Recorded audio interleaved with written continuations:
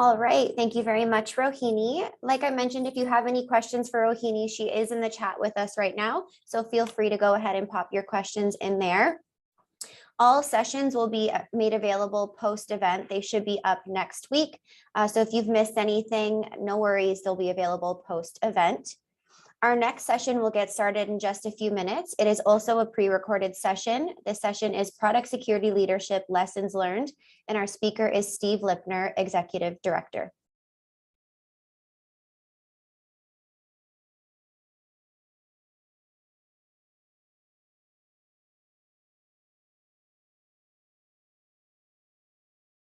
Good morning, and thank you for joining us. I'm very sorry I was unable to participate in this event in person. Wound up going back and forth on participating and had a conflict come up. So Rohit was kind enough to offer me the opportunity to do it virtually, and I hope that will work out okay.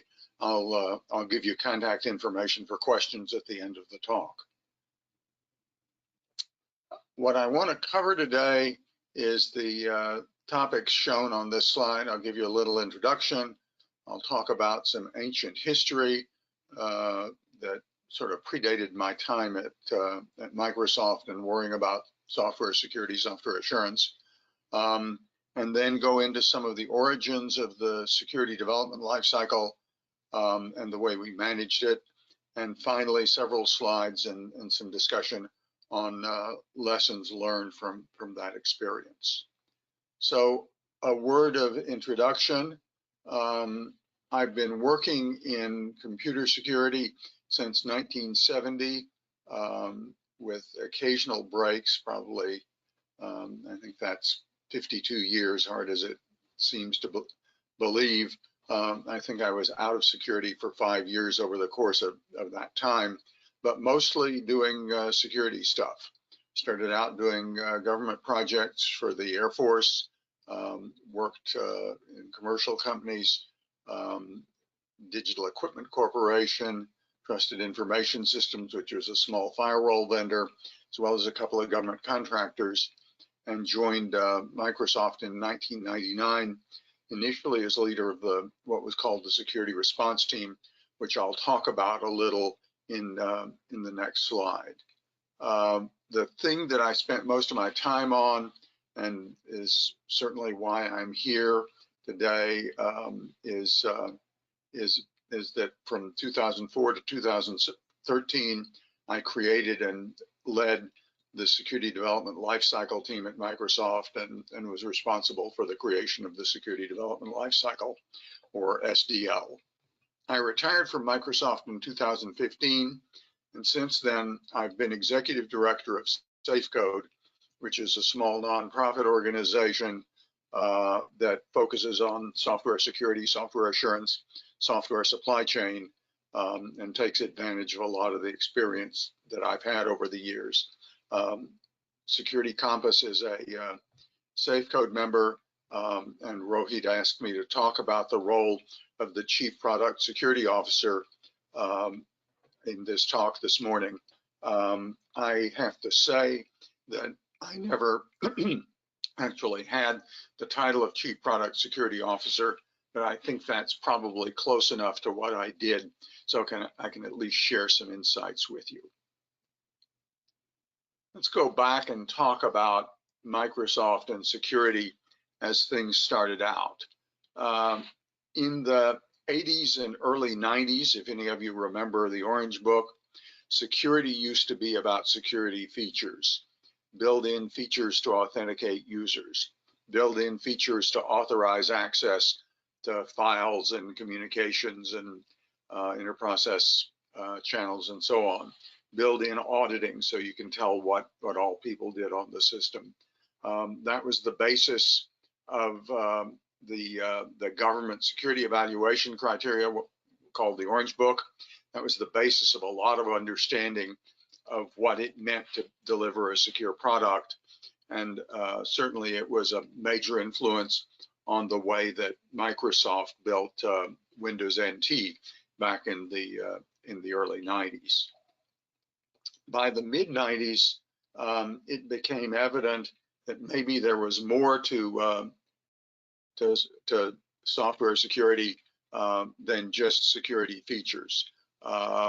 People were discovering holes in products, breaking into browsers and getting people's browsing history or manipulating what they saw on the screen, using browser access to get using browser vulnerabilities to get access to people's underlying operating systems and data.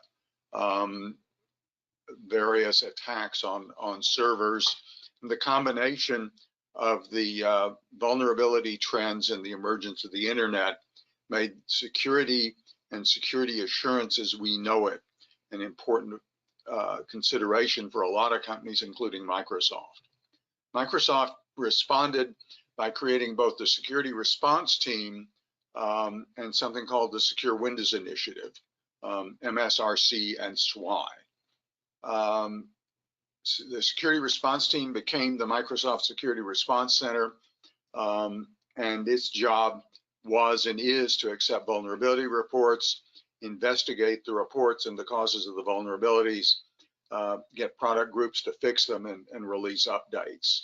A lot more to it now than there was when I joined Microsoft in 1999 with one person reporting to me, but the fundamental flow was still the same. The Secure Windows Initiative was an attempt that didn't get as much visibility as security response, but internally it was the effort to eliminate the problem. And the way that was initially done was to take 3 program managers and assign them to review all of Windows, supposedly 40 million lines of code at the time, and file bugs against all the security vulnerabilities. That didn't work so well, didn't scale so much, 13 million lines of code to review a piece. And so the process evolved into security training for developers and bug bashes, where they would take a short period of time and try to find security holes and then fix them in the code they were responsible for. That was the process when I joined Microsoft in '99 and was leading the security response team and security response center in 2000. In 2001, you may remember Code Red, you may remember NIMDA. There were some other high visibility vulnerabilities that didn't really get quite as much lasting publicity, but it was evident that what we were doing wasn't enough. And so 2 things really were launched in parallel with the aim of addressing the security problem and trying to get our customers more comfortable that we were in fact delivering them secure products. The first was referred to as trustworthy computing. That was a top-down initiative driven by the late Howard Schmidt and by Craig Mundy, one of the chief technology officers at Microsoft. And the aim was to get a top-down commitment from Microsoft management to emphasize product security. The other was something that was led by the Secure Windows Initiative team, part of the Windows division, and that was really a bottom-up initiative that I proposed to improve Windows as fast as we could by taking everybody off their development roles, training them all, and then having them use tools, do code reviews, and run tests, do what we could to find all the vulnerabilities, find all the things that might be vulnerabilities, and fix them in the code. People sometimes talk about penetrate and patch, find a vulnerability and fix it. What we were doing was not simply that. Our rule was basically, if it looks like it might be a vulnerability, or more precisely, if it's violating some rules about how you auto-write secure code, than fix it.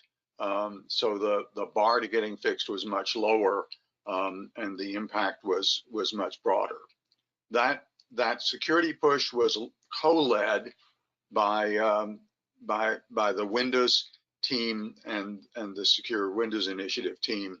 The initial plan was to take people offline for a month. We wound up taking offline for a period of 2 months.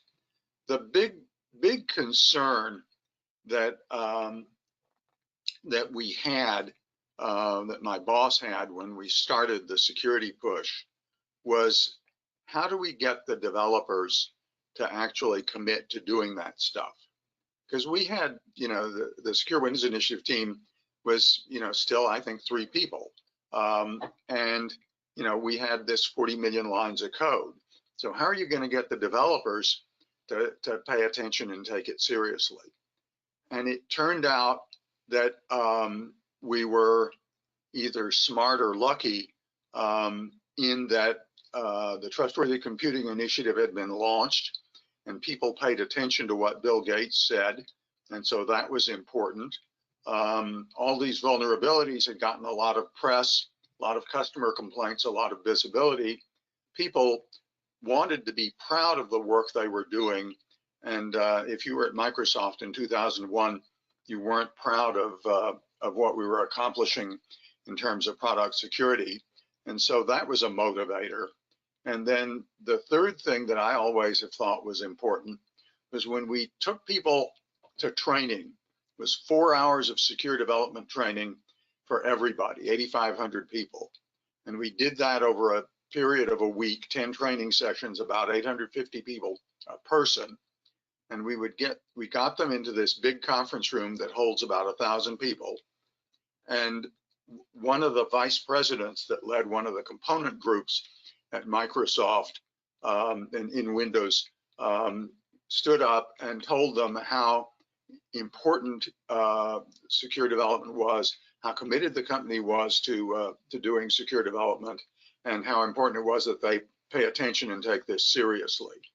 Those were the people that the developers reported to more directly. And if you've been in organizations that have done mass training, you know how that works. The vice president stands up, says this is really very serious, listen to it, and then walks out to go to his next meeting. Well, in the case of these sessions, the vice president stood up, gave that introduction, and then sat down to take the training with the rest of the developers. So that sent a message that I've always thought was super important in getting people to actually pay attention to what we were asking them to do. The security push pretty well worked. We fixed a whole batch of potential security vulnerabilities, made a batch of security feature changes that made the product more secure by default, and built in what we call mitigations that help prevent vulnerabilities that remained from being exploited. Those things made a difference. We started to see vulnerabilities that were present in older products and not in newer ones. We started to see vulnerabilities that were present but not exploitable. Customers started to believe, yeah, we were doing what we had said we were going to do. Over the next couple of years, we did security pushes for other products, SQL, Office, Exchange, others. We built a cross-product team from the product groups, or product groups plus the Secure Windows Initiative team, to provide advice and guidance on what we should do to improve security. We built a bigger Secure Windows Initiative team that was really focused company-wide, and we started to think about what we do next.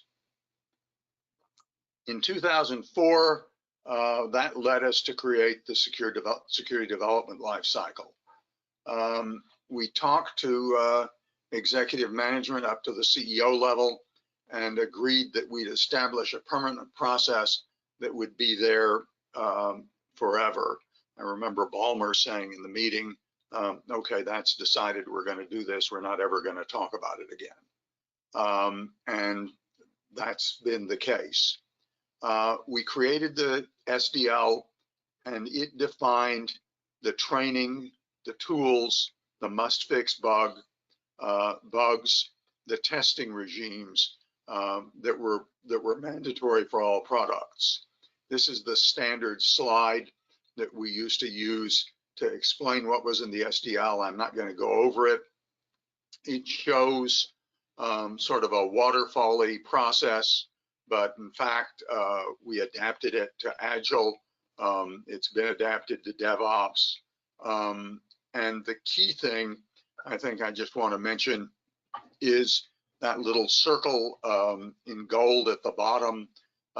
We still had a response process. We still had vulnerabilities coming in, and those were grist for our mill to update the requirements, update the training, update the tools, and then enable and require product groups to build more secure code and mitigate new classes of vulnerabilities over time.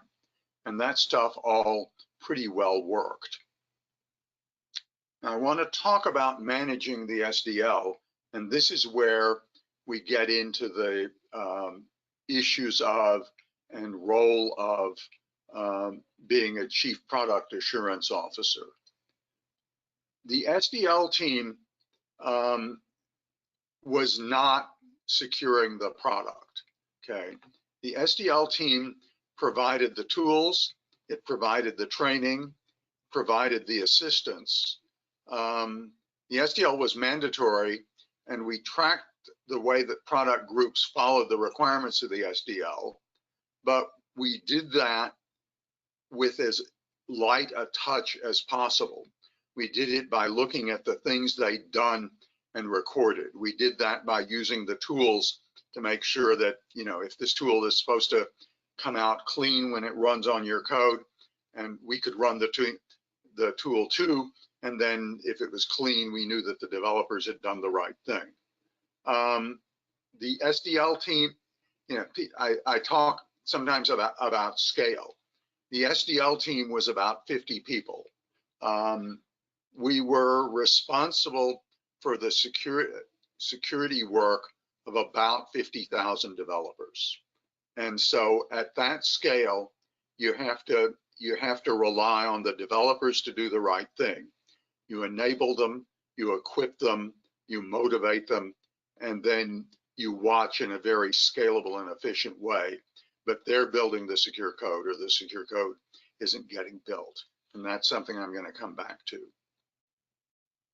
Related, we updated the SDL, that gold circle on the bottom of the SDL flowchart. We updated it as we discovered things, either new classes of vulnerabilities reported into the MSRC, or new security techniques that came in from the security research community.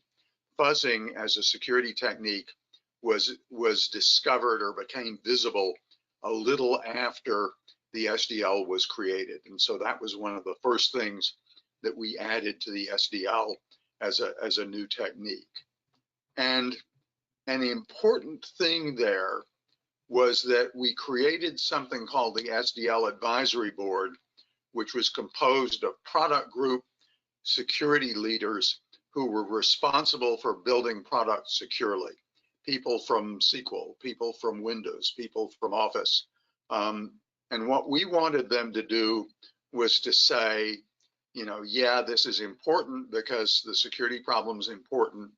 Yeah, this is something that the developers can do, or this is something that's not mature enough, too many false positives, too hard to do, too subjective for people to tell whether they're doing it or not. And that was a big consideration in what we did in building the SDL and the way we changed it. That was a super important facet of making the SDL successful and assuring that the product groups would implement it. Because remember, 50,000 developers, 50 people, do the math.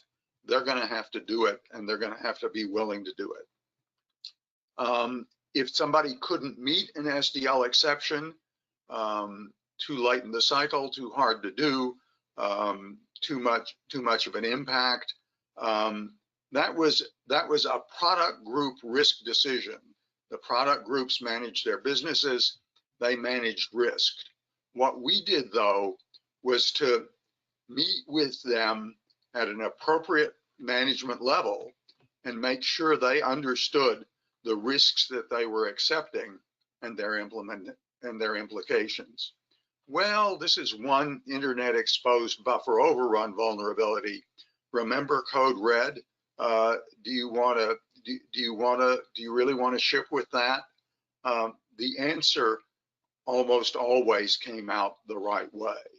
When somebody had to re-architect a product for security, as we saw happen one time, then we said, yeah, that's an exception. There's no way you can do it immediately. Let's try to get it fixed, and I want your commitment to fix it over time. And it got fixed over time, and the product got re-architected. So in general, it worked out well in collaboration with the product groups. So some lessons learned. First of two slides on this. Top management support is important. We got CEO approval from Bill for the Trustworthy Computing Initiative, from Steve for the SDL, but keeping it was a matter of being seen as a collaborator, a value adder, an engineering team by the product groups. Somebody that wasn't just trying to make them run in circles because we could make them run in circles, but rather trying to do important things and do them in the right way.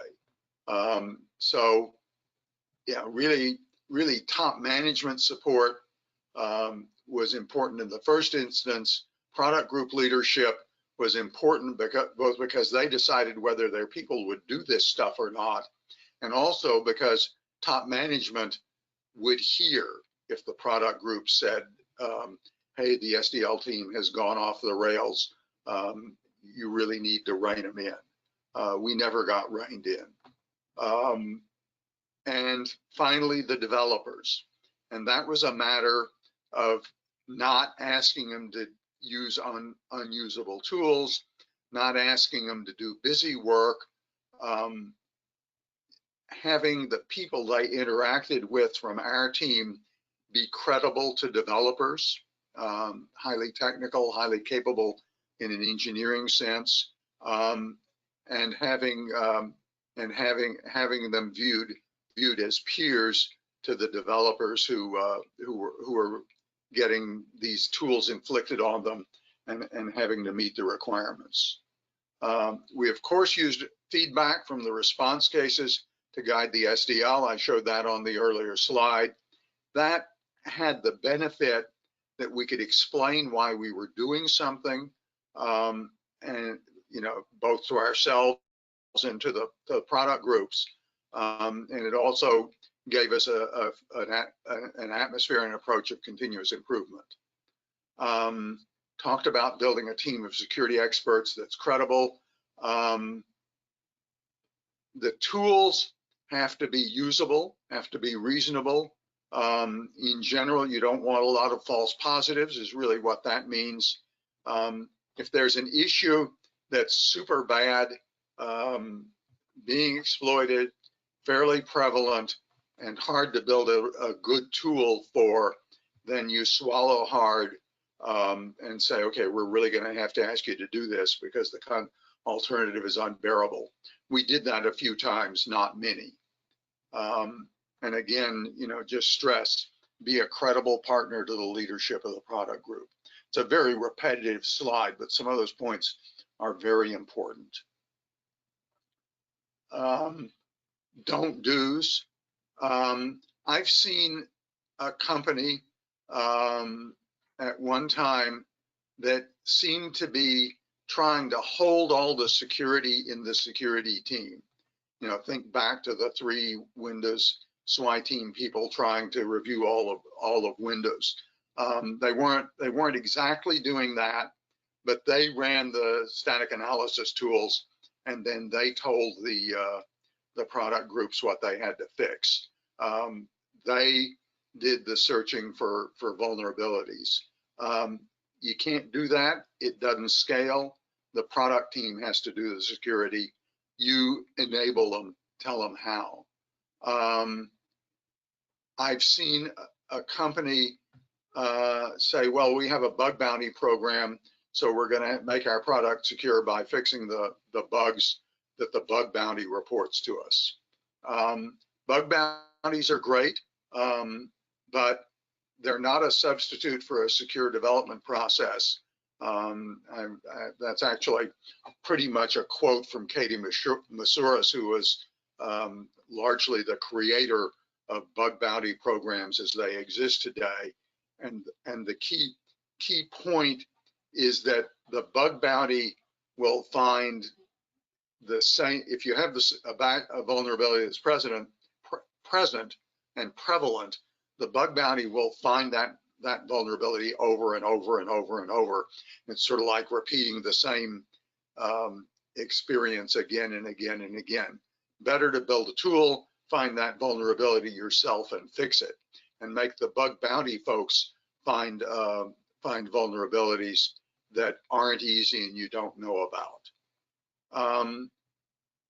Compliance is important, but asking people to write documents about compliance is not popular, not high payoff. Your compliance artifacts are the code, the bugs in the workflow system, the tool outputs that you mandate as part of the secure development process. They're not documents. Your team ought to be able to verify compliance, and they ought to be able to verify it quickly and efficiently. Remember, about 50 security team people and 50,000 developers. And then finally, something that I've seen and really important not to do. Don't build a separate security tracking system where the product group has to report its activities in the bug tracking system and then report them again in your security tracking system. Figure out a way to augment and rely on the tools the product teams use to know whether the security bugs have been fixed as you go. So some final thoughts. Product security assurance today is very different from 20 years ago. And although I didn't think that in 2005, I really had it easy. Back then, we were building almost entirely packaged software that released every 2 or 3 years on probably a spiral development model. Today, you're building cloud. The cloud services are being updated 10, 20, 50 times a day. You're doing Agile, you're doing DevOps. You have CI/CD pipelines that get things out and tested with users very quickly. And so the processes have to evolve. There's a wild diversity of languages and tools. When we built the SDL, it was C, C++, and C#. Today, there might be 10 or 20 languages, and that's just more work, more secure development process, more requirements. Although any developer ought to be faced with a fairly finite set of languages, tools, and requirements. Open source is important. You have to deal with it. You have to figure out what to do with it. You have to make sure it's secure, make sure you respond when vulnerabilities are found, and make sure that you know what you're using and can address the problems when they arise. That's a gnarly problem that the community is still grappling with. And then finally, you know, the principles and problems are still the same as they were 20 years ago in large measure. You're still trying to provide tools and processes to developers to make code more secure, and collaboration, leadership by influence, you can't tell them what to do, are more important than ever. So that's my perspective on being a chief product security assurance officer, product assurance officer. I hope it's been coherent and useful to you. If you have questions or comments, send mail to lipner@safecode.org. I'd also refer you to the SAFECode website for guidance on secure development process, practices, a lot of the different considerations such as open source and third-party components, fuzzing, what have you. A great all-around resource, and we'd love to have you join as SAFECode members. Thank you very much.